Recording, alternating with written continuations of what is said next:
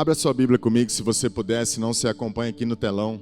Só esse primeiro texto eu quero que você leia comigo, mas depois, no decorrer da mensagem, você não precisa mais abrir a Bíblia, vai passar todos os textos aqui, você acompanha aqui comigo. Amém? 1 Reis, capítulo 21, verso 1, diz assim: Sucedeu depois disto o seguinte: Nabote, o Jizreelita, possuía uma vinha ao lado do palácio de Acabe, rei de Samaria. Tinha em Jizreel.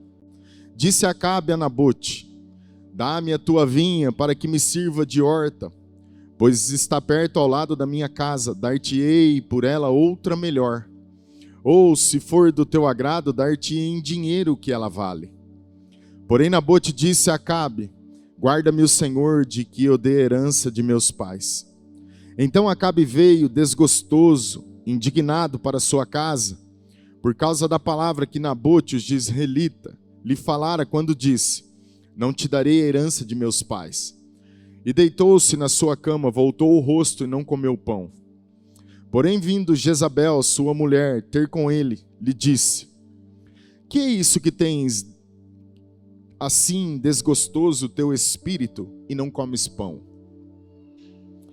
Ele lhe respondeu: Porque falei a Nabote, o Jizreelita, e lhe disse: Dá-me a tua vinha por dinheiro, ou se te apraz, dar-te-ei outra em seu lugar. Porém ele disse: Não te darei a minha vinha. Então Jezabel, sua mulher, lhe disse: Governas tu com efeito sobre Israel? Levanta-te, come e alegra-te o teu coração. Eu te darei a vinha de Nabote, o Jizreelita. Pai querido, no nome de Jesus, te agradeço por sua palavra. Obrigado pelo espírito de sabedoria, de revelação. Obrigado pelo entendimento da sua palavra. Espírito Santo, tens total liberdade, que a mente de Cristo esteja nesse lugar. Ensina-nos nessa noite. Eu prometo que até o final dessa reunião te darei toda a glória. No nome bendito de Jesus. Amém. Semana passada eu ministrei uma palavra aqui sobre como nós não deveríamos nos manter no leitinho, na superfície do Evangelho.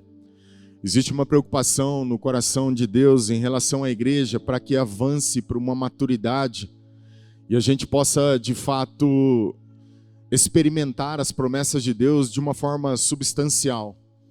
O que nós temos visto na igreja são muitas coisas naturais que às vezes nem se precisa de Deus para fazê-las. Quando a gente fala de obra social, tudo isso é aceitável. Quando a gente fala de dar comida, vestir pessoas, ainda para fazer isso é necessário ter amor, é necessário ter direção, ser cheio do Espírito Santo, ter boa reputação. Mas ainda é comparado a uma obra que você não precisa de Deus para fazê-la, porque tem muita gente que até sem Deus consegue fazer isso. O problema é quando nós não conseguimos evidenciar a vida que nós recebemos, que foi no Espírito, em termos de amor, perdão, oração, relacionamento. Nós temos uma dificuldade imensa de crescer e amadurecer em Deus no conhecimento de Jesus. Nós aprendemos a arte de falar de Jesus e as Escrituras falam sobre isso. Uma coisa é quando você conhece a palavra de Deus. Outra coisa é quando você conhece o Deus da palavra. São duas coisas distintas. A palavra de Deus, às vezes, ela é dura. Você vai dizer ela para alguém assim, ela vai confrontar, ela vai, às vezes, trazer até um certo incômodo. Como disse João, quando vi as palavras do seu livro, eu as comi. E ela era doce como mel, mas quando chegou no meu ventre, ficou amarga. A palavra de Deus é assim, quando a gente ouve no primeiro momento, ela dá uma certa alegria, dá até assim uma satisfação.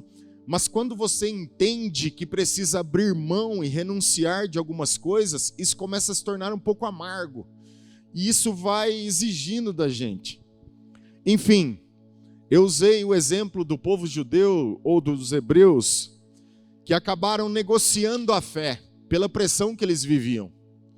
Quando disseram para eles, ou vocês negam a Cristo, ou vocês vão morrer em praça pública, certamente eles não tinham fé suficiente para lidar com a pressão.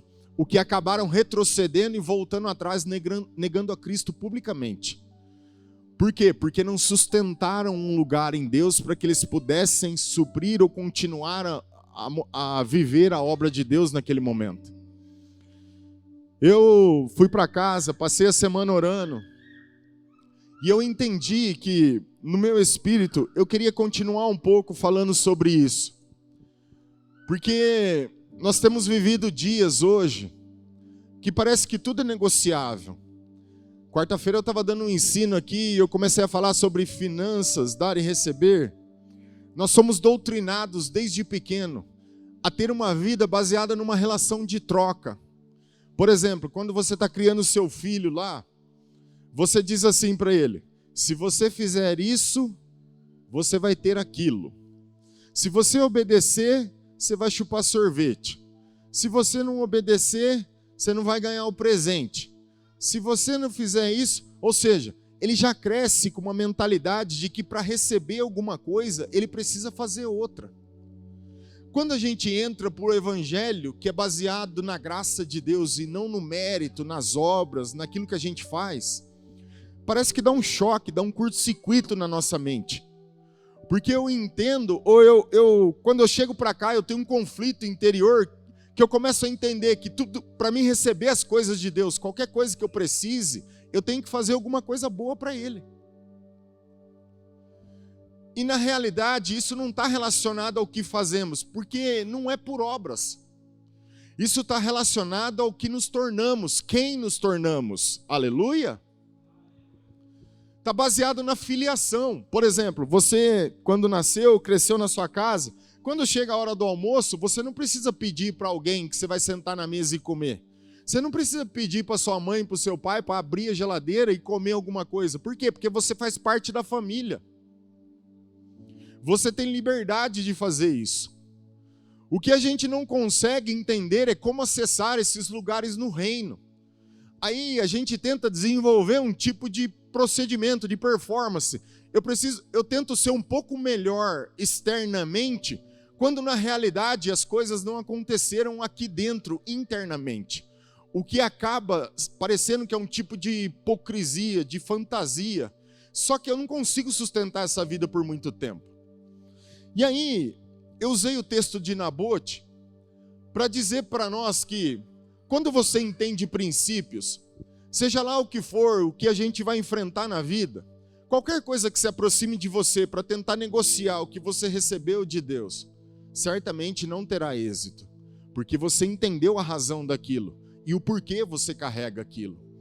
A história fala de um homem chamado Nabote. Ele tem uma vinha, uma herança de seus pais. O rei Acabe tinha uma casa em Jezreel, digamos assim, uma casa de veraneio, uma casa de praia, de passeio, semelhante a isso, que de vez em quando Acabe ia lá. Ele era rei de Israel. Acabe ia lá passar um tempo onde ele pudesse descansar e ficar uns dias naquele lugar. Só que do lado do palácio de Acabe estava a vinha de Nabote. Um dia Acabe vai para sua casa e ele está nesse lugar, ele olha para aquela vinha e diz assim: eu quero essa vinha para mim. E ele vai falar com Nabote.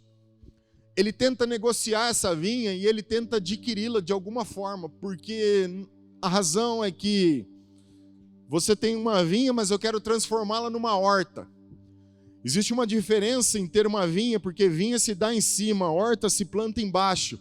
Vinha é uma coisa que perdura por muito tempo, horta, ela se desfaz muito rápido. Eu tenho a ideia de que parece que toda manobra do diabo é pegar aquilo que você recebeu eternamente e se transformar numa coisa temporária. Eu não sei porquê, mas toda proposta do inferno parece que você receba lucro em tempo curto, mas isso também não perdura. É a forma de sustentar o prazer momentâneo, a coisa que não vai durar para sempre, mas é o que faz com que a carne seja atraída. Enfim, Nabote começa a fazer um monte de proposta para Nabote. Desculpa, Acabe começa a fazer um monte de proposta para Nabote. Mas ele está firmado num princípio e ele sabe o que quer. Antes de eu falar de qualquer coisa sobre isso, a gente precisa entender o que é herança de verdade. Quando a gente fala em herança hoje, na mentalidade nossa, a gente já tem uma ideia de que assim, é receber uma quantidade de dinheiro, é receber uma posse assim, uma posse assada, e de fato naquele tempo era. Mas, para os judeus, a herança não é só um pedaço de terra, não é só um dinheiro que o pai acumulou no decorrer da vida com o trabalho do seu suor. Herança estava relacionado aos princípios daquele homem, aos valores.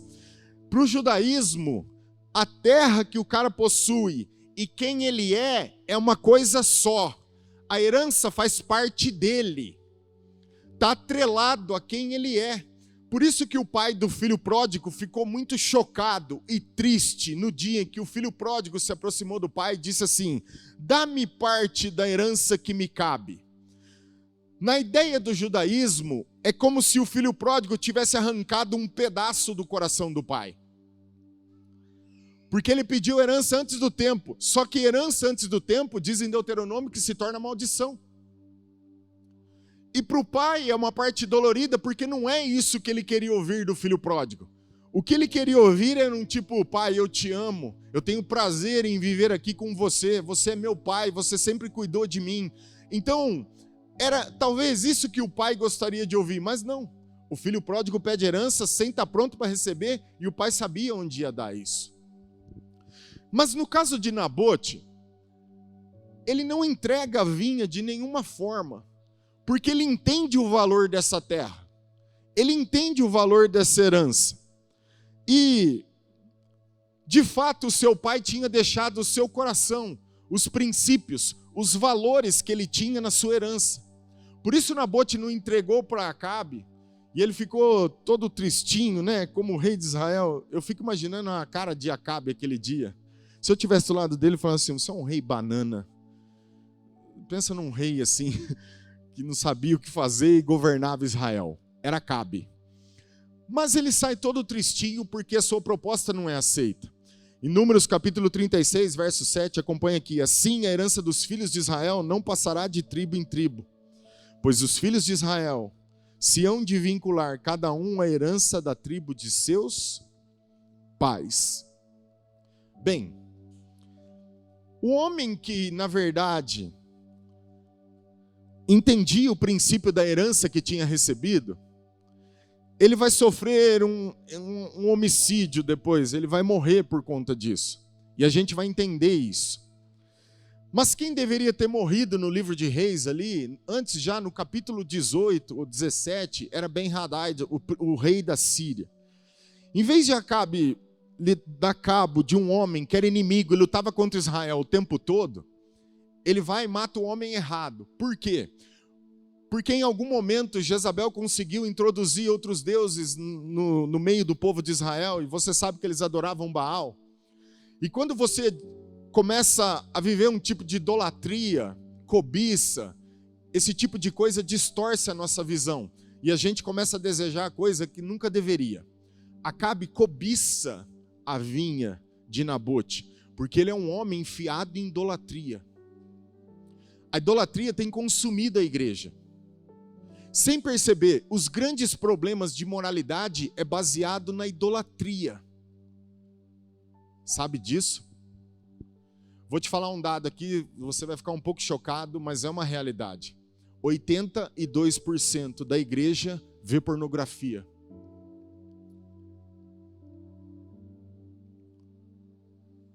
82% da igreja vê pornografia. E você fala: pastor, por quê? Porque está baseado na idolatria, na cobiça. Como assim? Ela é tão sutil que às vezes a gente não tem noção. Vou te dar um exemplo bem básico, dado por um grande homem que partiu para o céu, chamado Myles Munroe.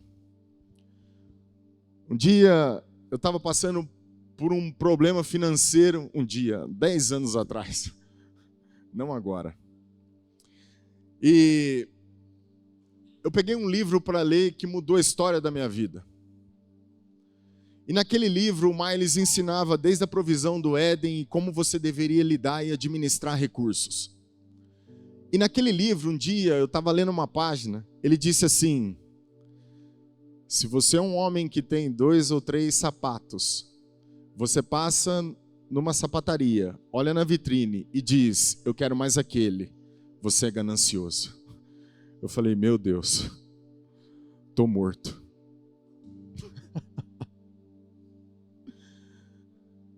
Por quê? Porque mesmo às vezes não precisando e podendo comprar, a gente vai e compra. Isso é cobiça. Sutilmente é o que a gente faz. E a gente não quer aceitar, porque eu quero aquele sapato no meu pé. Eu sou quase que uma centopeia. É só um modo de dizer. Sabe, quando a gente tem 20, 30, não é o meu caso, eu estou só dando um exemplo. Mas assim, eu preciso daquilo, eu quero aquilo, eu faço de tudo para ter aquilo. E esse sentimento nos governa a ponto da gente passar por cima de qualquer coisa, simplesmente para ter aquilo que a gente quer. É o que nós estamos vendo aqui no texto. Como Israel está atolado em idolatria e cobiça, quando Acabe olha a vinha de Nabote, é o que ele deseja. É um desejo desenfreado, é um desejo mais forte do que qualquer outra coisa que você sinta. E ele está engruvinhado na carne. Mas por que você está usando esse texto, pastor? Justamente para falar sobre isso. Acabe é uma imagem de um homem que está no governo e que tem autoridade. E ele deseja, ele vai pressionar Nabote a entregar aquilo que ele tem de herança. A figura do texto arremete para nós de alguém que tem autoridade que vai pressionar a você entregar alguma coisa que você recebeu que tem valor, que é eterno, que você entende o propósito daquilo, mas ele vai te pressionar até você entregar. Só que Nabote é um homem firmado. Mesmo recebendo as propostas que ele recebeu, ele se recusa. Por exemplo, a gente vê lá, ei, entrega a sua vinha para mim.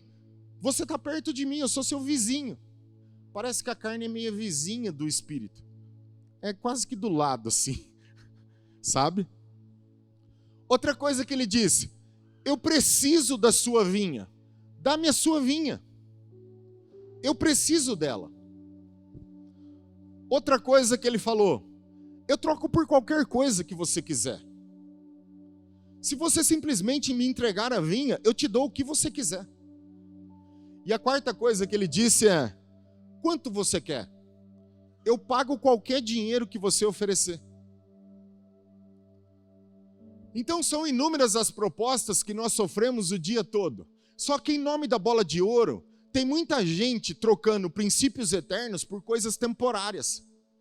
Deixa eu sair um pouquinho rapidinho e já volto. Vocês lembram do texto de Ruth? Noemi vivia com Elimeleque numa terra abençoada, Judá. Só que eles estão passando por um momento difícil. Judá falta pão, não tem colheita, um tempo de necessidade. E eles olham para a terra do lado, Moabe. Moabe é uma terra amaldiçoada. Os moabitas são descendentes do incesto de Ló e suas filhas. Não era um povo abençoado, mas eles tinham provisão. O rei Eglon cuidou para que eles tivessem bastante recurso. É como se a luxúria da coisa tivesse em Moabe. Aí um pai de família, olhando fisicamente, naturalmente, ele acredita que aquilo é bom, mas eu preciso entender o que é bom e o que é propósito para mim. Aleluia? Nem tudo que é bom é o que Deus quer para mim. Amém? Nem tudo que é bom é o que Deus quer para mim. Eu preciso entender o lugar que Ele quer que eu esteja. E aí esse pai de família, Elimeleque, decide levar a sua família para lá. Quando eles vão, os filhos ficam 10 anos sem ter filho. Casado 10 anos. Você sabe que no judaísmo casou e engravidou. Pum, casou e engravidou. Pum. A ideia é herança. Filho. Filho. É herança. Eles entendem isso. Nós não, falamos, filho custa caro. Cara, onde que está escrito isso aqui? Tudo bem, é legítimo, eu não estou falando que não. Mas você não pode falar uma coisa que Deus não falou. É como se você estivesse falando que o que Deus deu, que era bênção, se tornou uma maldição na sua vida. Não é verdade. Eu falo, minha mãe foi mãe de 4 filhos. trabalhou fora, cuidou de 4 filhos, os 4 filhos estão aí, estão tudo adulto, trabalhando, fazendo o que tem que fazer. Meu, vai para cima. Aleluia. Nós precisamos mudar a fala.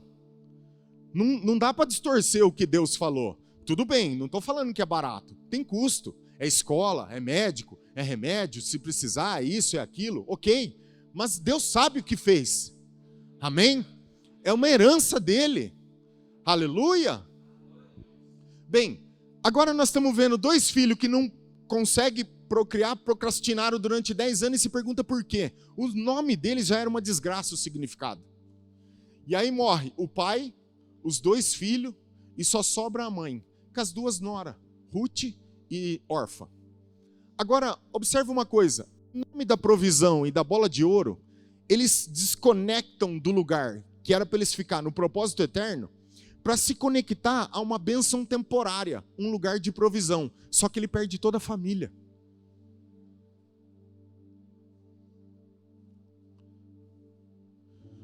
Porque a gente está vivendo assim. Se alguém me oferecer alguma coisa maior ali, é para ali que eu vou. Se alguém me apontar um pouquinho mais de conforto aqui, é aqui que eu vou. Mas Deus quer que você vá ali? Mas Deus falou para você isso? Não. Então fica parado. Nós estamos sacrificando a família, sacrificando um monte de coisa em nome de algo que Deus nunca pediu para fazer. Mas a família está se perdendo. É culpa nossa. Nós estamos sacrificando um monte de coisa em nome de uma vida melhor, né? Hoje se vê, trabalha 10, 14, 15 horas em nome de uma vida melhor e as prioridades indo embora pro ralo. Porque a gente está vislumbrando outras coisas. A gente não se preocupa mais com a vontade de Deus. Nós perdemos a referência das coisas que realmente têm valor. Porque nos falta escritura, nos falta oração, nos falta direcionamento. Aleluia! Um dia alguém falou assim para mim, eu não vou naquele lugar lá, aquele lugar é ruim. Cara, onde Jesus está, todo lugar é bom. Você pode morar debaixo de uma barraca, de uma tenda, debaixo da ponte. Se Jesus está lá, o lugar é bom. O lugar que você está não é bom porque você é ruim. Qualquer lugar que Jesus está é bom. Amém? Então entenda uma coisa. Quando Nabote não dá o que Acabe quer, ele vai embora bravinho. E eu quero considerar com você a imagem que o texto passa para nós. Primeiro, eu preciso entender herança. O que eu recebi de herança? 1 Pedro capítulo 1, olha aqui no telão. Bendito Deus e Pai de nosso Senhor Jesus Cristo, que segundo a sua muita misericórdia nos regenerou para uma viva esperança, mediante a ressurreição de Jesus Cristo dentre os mortos, para uma herança incorruptível, sem mácula, imacessível, reservada nos céus para vós outros. Efésios capítulo 1, verso 11 diz assim, nele, digo, no qual fomos também feitos herança, predestinados segundo o propósito daquele que faz todas as coisas conforme o conselho da sua vontade, a fim de sermos para o louvor da sua glória, nós, os que de antemão esperamos, repita comigo, esperamos, em Cristo, espere em Cristo. Presta atenção, que tipo de herança Paulo está dizendo? Pedro fala de uma herança incorruptível. Ele não está falando com uma esperança de glória no céu. Ele não está falando de um lugar físico. Ele não está falando de dinheiro aqui. Ele está falando sobre algo, ou melhor, um posicionamento que nos dá a condição de reproduzirmos que de fato nós somos parte dessa família. Quando ele diz assim, nós fomos fundados ou elegíveis nele, feitos herança. A herança de Deus somos nós. Ele colocou algo em nós. Presta atenção nisso. Ele colocou algo em mim e em você, predestinados. O que essa palavra predestinação é? Primeiro Deus veio, ele foi lá no final, escreveu o plano e voltou no início. E aqui você nasceu, e disse, olha, agora tem um plano para você. Você vai trilhar esse caminho e eu te criei para ele. E o propósito é que você me glorifique. Ou seja, Existe um caminho predestinado, estabelecido no reino de Deus. Se você sair da rota, é um problema seu. Deus não vai te obrigar a viver nele. Mas Ele espera que você dê uma resposta. Ele criou um caminho chamado caminho de glória. E nesse caminho, nós somos a herança nele. O que Ele fez? Ele colocou a vida dele dentro de mim e de você. Para mim glorificar a Deus, eu preciso concluir as mesmas coisas que Ele fazia. Quando Jesus orou em João 17, disse assim: Pai, eu tenho glorificado o seu nome na terra, consumando a obra que tu me deste a realizar. Em outras palavras, eu glorifico a Deus quando eu cumpro o propósito pelo qual eu nasci nessa vida. Não tem outro jeito. Tem gente que diz assim: eu conquistei tudo que eu queria, não me falta nada, tenho uma boa família, fiz isso, fiz aquilo, ok. Foi isso que Deus quis para você? Não. Então você não fez nada. Você não chegou em lugar nenhum. Você só viveu uma vida na carne, para a sua vida, para o seu ego, para aquilo que você queria. E está tudo bem, essa vida é sua, não é dele. Agora, quando diz assim, eu digo nele, no Senhor, eu preciso descobrir essa vida nele. Mas eu recebi essa herança, a nova natureza. Então não se encante com as coisas da vida, porque quem está oferecendo riquezas e reino por aí não é Deus, é o diabo. Ele não prometeu isso. O que ele prometeu, eu te darei o pão de cada dia. Não vai te faltar sustento. Ele não falou de luxo, ele não falou de nada que seja contrário à sua palavra. Mas é o que as pessoas estão buscando.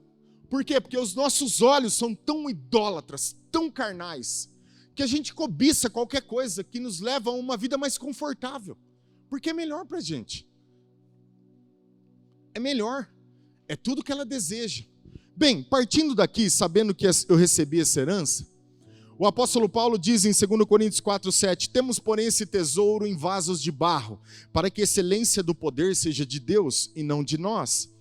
Eu quero que você saiba de uma coisa essa noite. O seu vizinho tem um palácio aí do seu lado. A sua carne, ela vai lutar com você a vida toda. E por mais que você ande cheio do Espírito, você medite na palavra e viva coisas extraordinárias em Deus, a sua carne em algum momento vai tentar negociar com você. Isso não significa que você precisa se render a ela. Aleluia. Bem, vamos lá.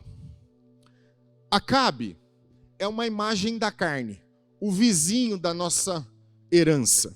Você recebeu uma herança no espírito, o vizinho está bem do lado, a carne. Ele só quer o que você recebeu de melhor. Me entrega a sua vida. Entrega para mim. Eu quero o que você recebeu. Ele vai te oferecer em todo o tempo propostas que vai tentar te levar para fora de Deus.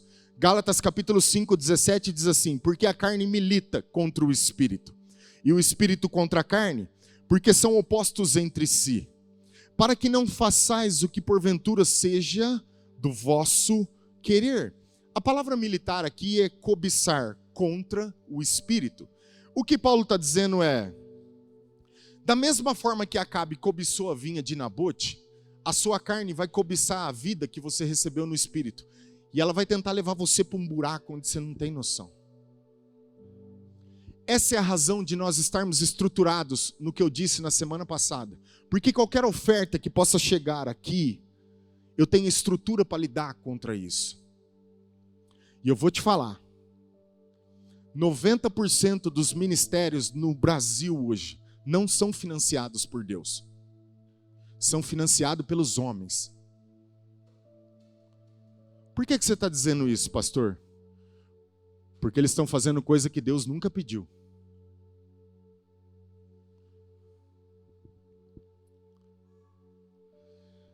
Pastor Alan fez uma reunião com a gente, um certo dia desse. A pergunta que se fez foi essa: como pode uma nação tão rica, tão cheia de homens poderosos em Deus, falar que 90% da igreja no Brasil é financiada pelos homens. É porque essa vida de luxúria promovida pelo Evangelho não tem nada a ver com Jesus. E é isso que eles estão fazendo. O apóstolo Paulo é muito claro quando fala da vida de um homem de Deus. A vida de um homem de Deus deve ser moderada. Moderada. O que você está dizendo? Tem que ser pobre? Eu não falei isso. Eu não falei isso. Mas se a vida que nós levamos gera escândalos, é melhor eu sair dela. Eu abro mão dela por causa deles. E a pergunta que se fez na reunião é: como que isso pode acontecer? As pessoas vão para a igreja e elas se sentem bem no lugar onde elas estão. Não tem a ver com sentir-se bem. Se a palavra de Deus não confronta o nosso coração, a igreja não é o lugar para a gente estar.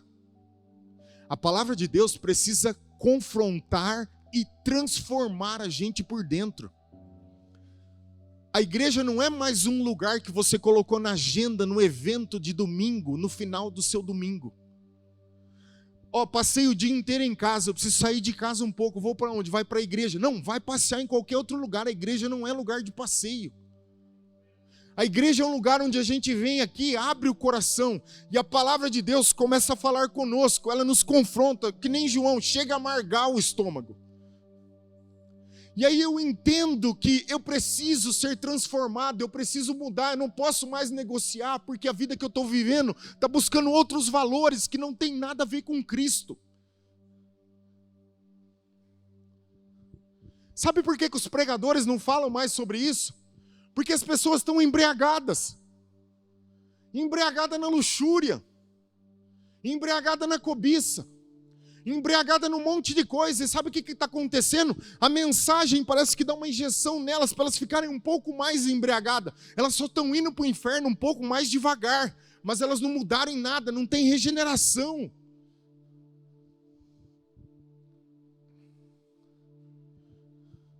Se a gente vai viver o Evangelho, a gente precisa abraçar isso, de verdade. Eu estava dando aula aqui hoje de batismo, junto com a Lu, com alguns irmãos. Quando Jesus orou no Getsêmani, a oração de Jesus é: Pai, se possível afasta de mim esse cálice. Que não seja feita a minha vontade, mas a sua. Deixa eu te fazer uma pergunta. Por que você acha que ele orou isso? Você acha que ele não queria enfrentar a cruz? Não. A cruz era o menor, talvez, das coisas que Jesus passaria. O que doeu em Jesus foi saber que naquele momento ele iria se separar do Pai. Isso doeu. Em toda a eternidade nunca tinha acontecido isso. O Filho sempre esteve com o Pai.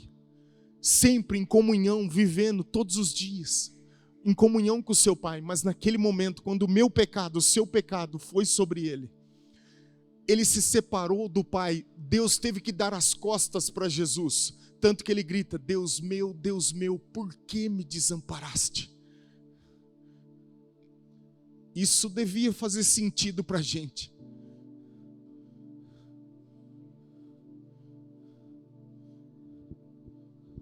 Isso devia jogar a gente de cara, chorando todos os dias, a viver uma vida de verdade. Mas às vezes não é o que nós estamos buscando. O que a gente quer é só escapar do sofrimento. Mas talvez, se der sem transformação, eu prefiro. Não tem como. A carne vai te oferecer todos os dias uma vida mais confortável, como disse Paulo, tentando negociar com você.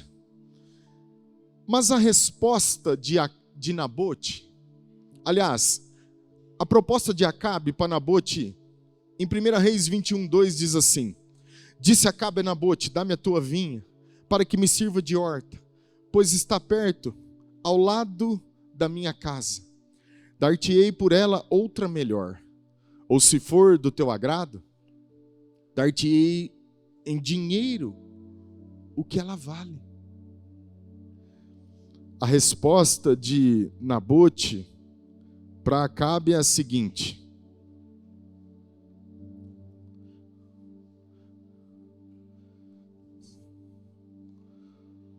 longe de mim, ou melhor, guarda-me o Senhor, de que eu dê herança de meus pais. Guarda-me o Senhor, de que eu dê a herança dos meus pais. Eu quero considerar com você 4 coisas aqui rapidinho. Quando Nabote, ou melhor, Acabe diz, eu sou seu vizinho, de fato, existe uma proximidade muito grande entre carne e espírito.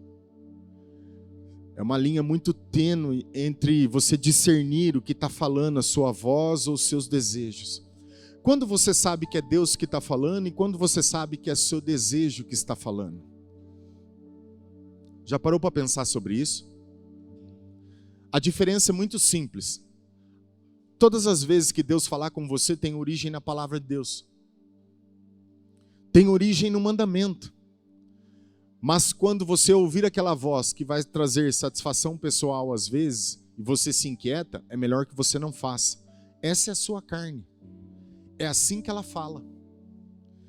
Se você ouvir um tipo de versículo ou qualquer coisa dentro de você, isso pode ser Deus falando através de você.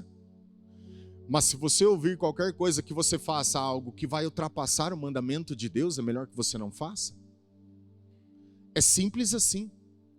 Eu consigo discernir isso muito fácil. Bem, quando Acabe disse para Nabote, eu preciso disso. Eu não sei você, mas a minha carne todos os dias está dizendo algo para mim. Eu preciso que você me faça isso. Mentira, prazer, prostituição, lascívia, são só coisas que me levam para longe de Deus. Só que quando você olha lá no fundo, você não escuta uma voz dizendo, eu preciso que você me dê isso. É o que Acabe falou para Nabote? Mas a resposta de Nabote define muito bem o que ele quer. Ele quer preservar a herança que ele recebeu dos pais. Se a carne não conseguir, ela vai apelar um pouco mais e diz assim, olha, se você fizer isso, eu te dou algo melhor. Sabe quando você toma uma decisão de servir a Cristo e fala assim, a partir de hoje, não vou me relacionar mais, até que o casamento chegue. Não vou mentir mais. Eu vou viver uma vida reta, de santidade, de verdade. Eu não vou mais enganar ninguém. Só que quando você está diante das situações da vida, em algum momento ela grita. E ela diz assim, olha, eu preciso disso. Se você me der isso, eu te dou algo melhor. Vai para frente da tela, da televisão, do computador, começa a ver pornografia e eu te dou satisfação, prazer, alegria. Tudo isso é momentâneo. As pessoas oferecem propina, eu te dou um bom dinheiro. Quanto você quer? Você só precisa me falar. E aí você corrompe aquilo que é eterno, o caráter de que você recebeu de Cristo, uma semente incorruptível, simplesmente em benefício de algo temporário, porque é o que a sua carne deseja. O tempo todo a gente passa por isso. Mas o apóstolo Paulo fala algo interessante. Ou melhor, Jesus. Lucas capítulo 4, verso 5 diz assim, elevando-os, mostrou-lhe num momento todos os reinos do mundo.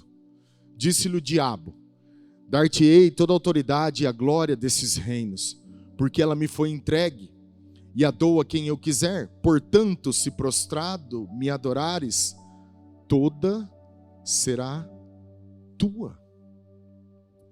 Um dia Jesus está sendo tentado no deserto e o diabo vem de encontro com ele. É o que ele sabe fazer, ir ao encontro da vida. Mas ele só quer destruir a vida. Existe uma razão de Jesus ter passado por lá no deserto, não é essa a questão, mas eu quero que você observe a oferta. Quando você acha que ele diz assim, ó, ele mostrou todos os reinos da terra. Você acha que o diabo levou Jesus numa montanha e disse assim, ó, olha aí para o horizonte. Ele não conseguiria ver todos os reinos da terra através de uma montanha. Por uma permissão de Jesus, ele tocou nele e no reino do Espírito, ele mostrou as glórias do reino. Isso foi uma visão espiritual, não foi uma visão física. E ele diz assim, ó, eu te darei A tentação aqui é nível espiritual. Por isso que ele diz, se você prostrado me adorares, tem a ver com rendição do espírito. Adoração é aquilo que você ama de verdade. O diabo mostrou todos os reinos e a glória dos reinos. E disse assim, se você prostrado me adorares, eu te darei tudo isso. Porque tudo isso me foi dado. Eu sinto que quando leio o texto, o diabo está dando aquela jogada na cara de Jesus, assim, ó. O homem que você criou lá atrás, Adão, me entregou isso aqui de mão beijada. É isso que ele está fazendo. Mas Jesus olha para o diabo e diz o seguinte, somente ao Senhor teu Deus adorarás e prestarás culto. Porque adoração só cabe em um ambiente, entre Criador e criatura. Tem um espaço entre Criador e criatura. A palavra adoração só cabe aqui. Não tem como você vincular criatura e colocar adoração no meio. A palavra não cabe aqui no meio. É impossível, por isso que Deus abomina isso.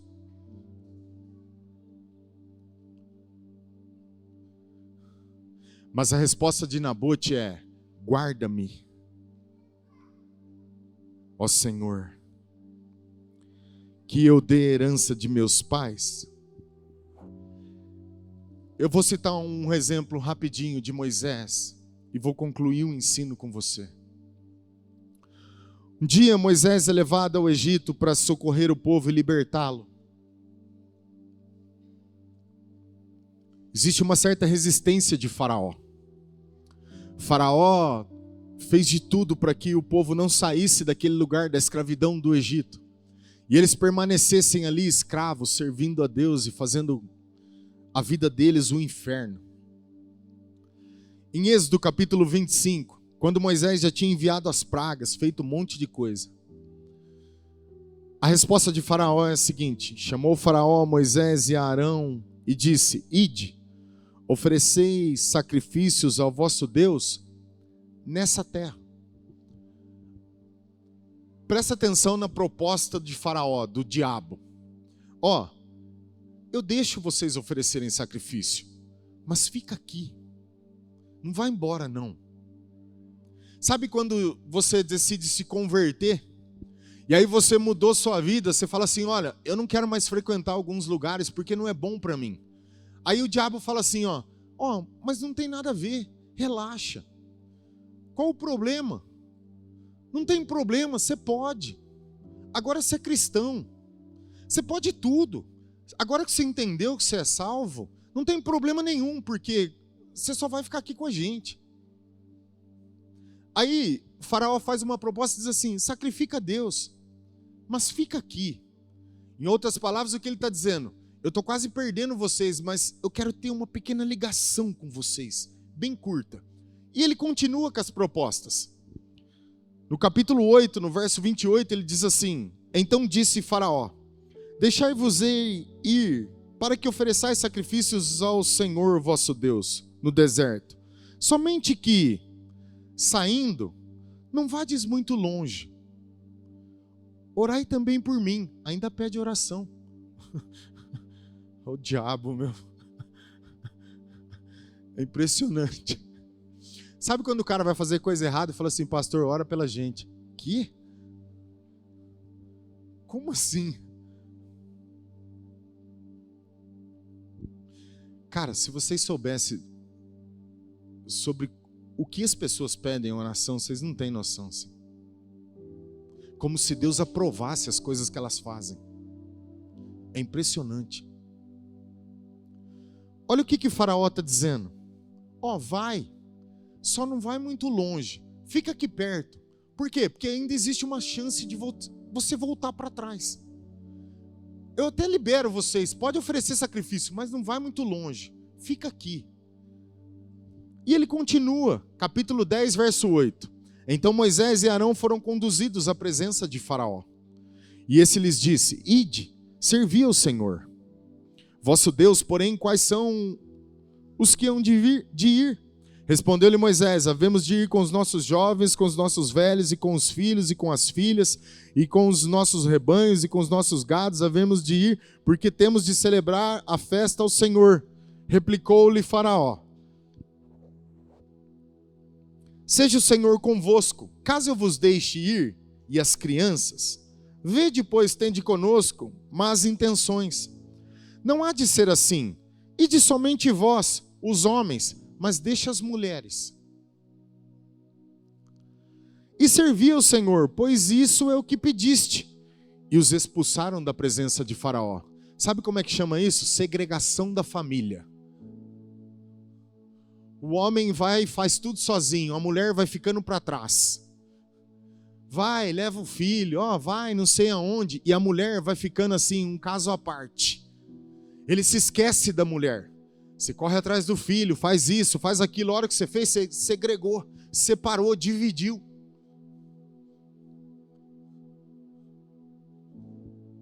Sabe aquela coisa do canalizar o amor ao filhinho? Não. O filho é o segundo. Primeiro a mulher e marido. Eu amo mais meu filho do que meu marido. Eu amo mais meu filho do que minha esposa. Não. Numa escala de valores é mulher, marido, mulher e filhos. Não tem como fugir. Se você inverter os valores, você vai quebrar a casa. Vai quebrar. O apóstolo Paulo é muito claro nisso em 1 Coríntios capítulo 11. Mas eu não tenho a resposta do meu marido que eu queria. Eu não tenho a resposta da minha esposa que eu queria. Comece a buscar a Deus para que Ele se torne o que você espera. É assim que tem que fazer. Não é você assumir um lugar que deveria. Né? Vamos dar um exemplo aqui. Às vezes o marido está num momento difícil. A mulher, forte, está num momento bom. Aí ela pega, assume o lugar do marido. Aí o cara vai ficando cada vez mais para baixo. Só que ela é auxiliadora, ela não é a cabeça. A auxiliadora não assume o lugar de comando, de controle. Ela auxilia para que ele se torne. E aí a família vai bem. Vocês estão tão quietos. Eu sei que às vezes isso é chocante, mas a sociedade implantou um erro dentro de nós. O apóstolo Paulo diz assim: o homem que profetiza... Vou rapidinho, já volto aqui. O homem que profetiza com a cabeça coberta desonra Cristo. O que ele está falando? Um homem que põe véu na cabeça? Não, ele não está falando sobre isso. A mulher que assume o controle do lar, ela cobre o marido. Ela desonra Cristo. E o marido que não assume o lugar, a posição de cabeça, o que dá destino, o que comanda, o que protege, o que define junto com ela como deve ser. Ele também profetiza com a cabeça descoberta, ele desonra Cristo. O versículo abaixo diz assim: e alguns fazendo isso, deram lugar a anjos. Que anjos são esses? Decaído, demônio, quebrou a família.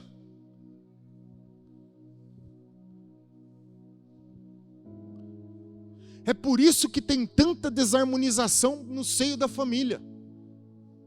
Porque se inverteu os valores, papéis. Aí às vezes a mulher é um pouco mais forte, né? Se impõe um pouco mais. O marido, para evitar o conflito, tá bom. Você vai ver o tá bom lá na frente.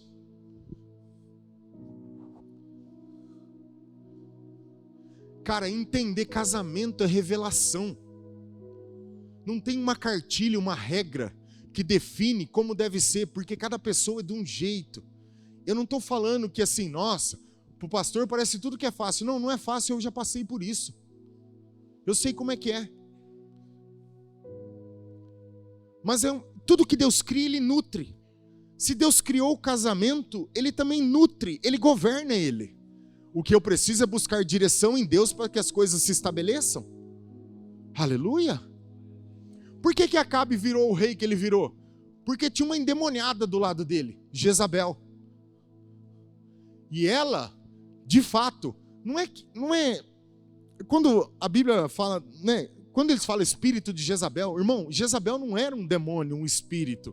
É a personalidade dela que fazia dela a mulher que ela se tornou. Na verdade, ela era idólatra. Ela serviu o diabo, sim, com força, com força. Mas quando Acabe deveria servir o reino de Israel com autoridade e força, ele acaba se submetendo ao poder de uma mulher que, quando ela falava, ele se sentia inferiorizado. Aí alguém fala assim, mas Acabe também era um fracão. Não, ele pode ter se tornado um fracão. Então escute. Quando nós vamos estabelecer princípios, a gente precisa entender aquilo que Deus estabeleceu numa escala de valores dentro do reino. Porque fora disso a gente corre o risco de sofrer coisas que nunca desejamos. Nós estamos falando de um homem que decidiu não negociar. Faraó está dizendo aqui, vão vocês, os homens, as crianças, deixa as mulheres. Ele está segregando a família. E não deve ser assim. A última proposta que ele fez, penúltima, Êxodo 10, 24. Então Faraó chamou a Moisés e lhe disse, ide, servi ao Senhor, fiquem somente os vossos rebanhos, o vosso gado, as vossas crianças irão também convosco. Em outras palavras, deixe os seus recursos aqui. Mas como é que eles iam servir a Deus e construir o que Deus queria? Verso 26, respondeu Moisés, também tu nos tem dado em nossas mãos sacrifícios e holocaustos. Tem de nos dar em nossas mãos, que ofereçamos ao Senhor nosso Deus, e também os nossos rebanhos irão conosco, nenhuma unha ficará aqui no Egito. Nada, absolutamente nada vai ficar lá no mundo. Por quê? Porque o dia que Jesus me resgatou, Ele colocou uma herança em mim, e agora eu posso viver a vida que Ele me deu. Eu posso viver essa vida. Para a gente concluir. Romanos 6, 11. Assim também vós considerai-vos mortos para o pecado, mas vivos para Deus em Cristo Jesus. Não reine, portanto, o pecado em vosso corpo mortal, de maneira que obedeçais às suas paixões, nem ofereçais a cada um os membros do seu corpo ao pecado como instrumento de iniquidade, mas oferecei-vos a Deus como ressurretos dentre os mortos, e os vossos membros a Deus como instrumentos de justiça. Porque o pecado não terá domínio sobre vós, pois não estáis debaixo da lei, e sim da graça. A pergunta que eu te faço é, por que nós estamos oferecendo o nosso corpo, os membros dos nossos corpos, em satisfação ao pecado todos os dias?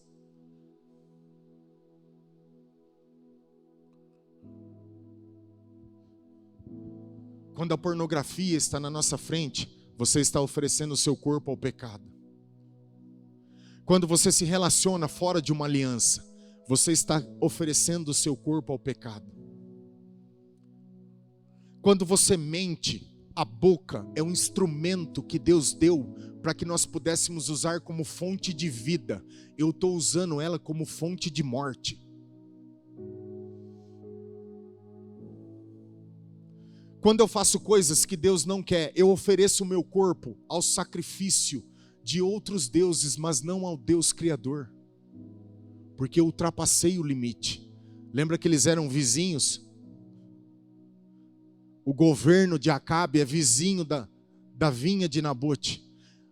A herança que você recebeu tem um inimigo bem do lado gritando todos os dias, me dá isso, eu preciso disso. Mas Paulo está dizendo aqui, agora está na moda no corpo de Cristo. Eu quero ler isso aqui hoje. Salmo 137, verso 1. Às margens do rio da Babilônia, nós assentávamos e chorávamos, lembrando-nos de Sião. Nos salgueiros que lá havia, pendurávamos as nossas harpas.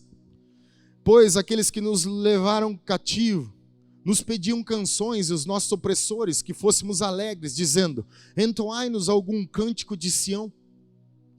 Como, porém, haveríamos de entoar o canto do Senhor em terra estranha? Se eu de ti me esquecer, ó Jerusalém, eu gosto disso, que resseque a minha mão. Agora está na moda no corpo de Cristo, agora falando especificamente para os músicos. A gente sobe no altar para ministrar a Deus porque fomos chamados por Ele. Aliás, tanto o louvor quanto a ministração, o ministério, seja qual for, dentro da casa é um sacrifício vivo, é um sacerdócio santo. Mas está na moda dizer que agora eu trabalho nisso. Quem que está pedindo canções aqui? A Babilônia. É o que a Babilônia faz o tempo todo. E aí pega os caras que receberam o talento de fazer algo para Deus e diz assim: ei, cante para nós um pouco aqui. Toque aqui para a gente. Pega o que você tem, que Deus deu para você, que deveria ser santo, e toca um pouquinho para nós aqui na Babilônia. E eles dizem assim: mas como? Como que eu posso entoar um cântico que o meu Deus me deu em terra estranha? Eu não fui chamado para isso. Por quê? Porque isso não tem a ver com notas musicais. Não tem a ver com o talento, com o que eu faço. Tem a ver com uma vocação, com uma chamada santa. Mas está negociando. Porque em nome do dinheiro, em nome de um monte de coisa. Mas eu trabalho com isso. Então vai, trabalhe com isso. Mas não diga que Deus te chamou para isso. Quando Deus chama, Ele também te supre. Quando Deus faz alguma coisa, Ele se incumbe de sustentar a gente. Aleluia! Mas a Babilônia oferta. Ela faz uma boa oferta. Cante para nós. Você tem talento. Ei, tira uma palhinha aqui com a gente. Você faz bem. Participa dessa música só. Não tem problema nenhum. E ele diz: mas como? Deus, se em algum momento eu me lembrar disso, que a minha mão resseque. Isso sim é princípio. E eles se recusam a fazer isso. Em outras palavras, os babilônios estavam debochando e dizendo: ei, vocês não são o povo de Deus? Vocês não são os homens que dizem que Deus é todo poderoso? Por que eles não tiram vocês? Por que Ele não tira vocês daqui da Babilônia? É como se eles estivessem afrontando o povo de Deus. Mas a gente negocia. Porque em nome da boa vizinhança, em nome do ser recebido, em nome da oferta que pode trazer um pouco de provisão, a gente abre mão para acabar. O apóstolo Paulo foi chamado por Deus e nada parou esse homem. Com todas as ofertas que ele recebeu, os títulos que ele tinha,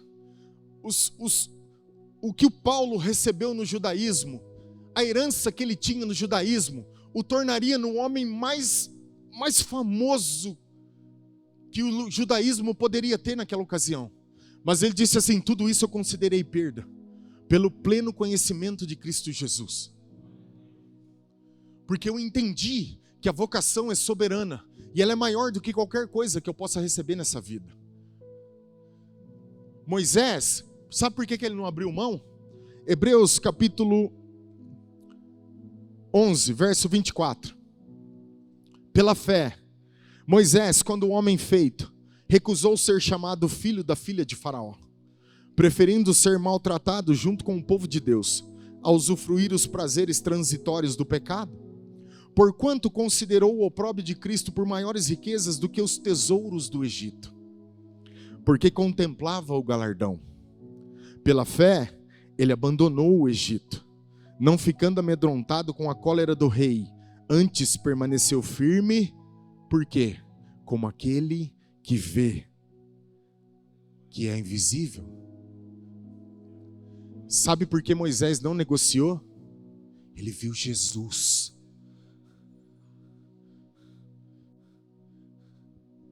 Ele sabia o que ele queria. Ele sabia onde ele queria chegar. Ele sabia quem era, porque foi chamado. Ele não era um cara que andava por aí sem destino. As pessoas se vendem porque não tem propósito. Tem gente que tem preço nessa vida. Troca a vida por uma noite de prazer.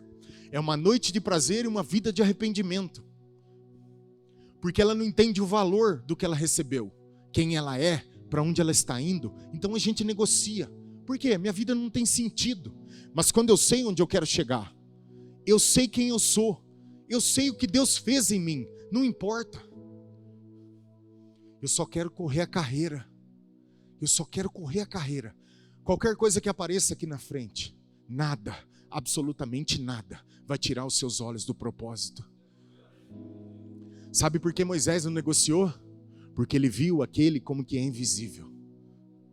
Eu vim dizer para você nessa noite, você precisa ver Jesus. Se você não enxergar a Jesus, qualquer coisa pode desviar você da rota. Qualquer coisa. Satanás sabe muito bem onde ele mexe no coração do homem. Mas não dá para negociar. Hoje, está se oferecendo tudo nas igrejas para manter as pessoas dentro do prédio. E não é isso que ele quer.